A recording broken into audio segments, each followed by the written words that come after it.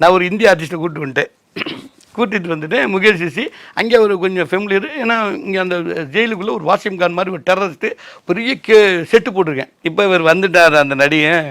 வந்தவுடனே இவர் வீட்டிலேருந்து வராரு. இன்னொன்று யார் பாரு வந்திருக்குது மெயின் வில்லன் தெய்வன், அவன் செத்தான்ப்பா அப்படின்னு. ஏன்னா நீ சொல்கிறத புரிஞ்சவன் நான் கண்டிப்பாக நடிக்க மாட்டான். நாங்கள் புரிஞ்சவனே நடிக்க வைக்கிறது பெரிய போராட்டமாக இருக்குது.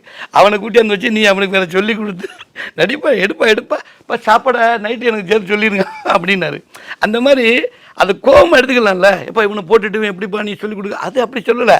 மெதுவாக ஒரே வார்த்தை சொன்னார். முதல்ல எடுத்தோடனே பூஷன் அப்படின்னாரு. அண்ணே சாப்பாடு நைட்டு சொல்லியிருப்பா அப்படின்னாரு. ஏன்னு இது இன்றைக்கி நடக்காதுப்பா. அந்த முகேஷ் சிசியோட யுத்தம் பண்ணுவான் பாரு, அது நல்லா இருக்கு, நம்ம ஜாலியாக சேர் போட்டு பார்க்கலான்ட்டு. அது அப்படியே அப்புறம் அது நல்லா இருந்தால் அது நல்லா இருக்குன்னு சொல்லிடுவார். ஸோ அப்போ அவருக்கு தமிழில் சொல்லி கொடுத்து அதை அண்டர்ஸ்டாண்ட் பண்ணி வச்சு அதை இங்கிலீஷில் எக்ஸ்பிளைன் பண்ணி அதை பூரா இவர் சேரப்பட்டு இப்படி உட்காந்துக்கிட்டு அப்புறம் நடக்குதா போடு போடு அந்த மாதிரி நகைச்சுவையும் பண்ணி விட்ருவார் சமயங்களில்.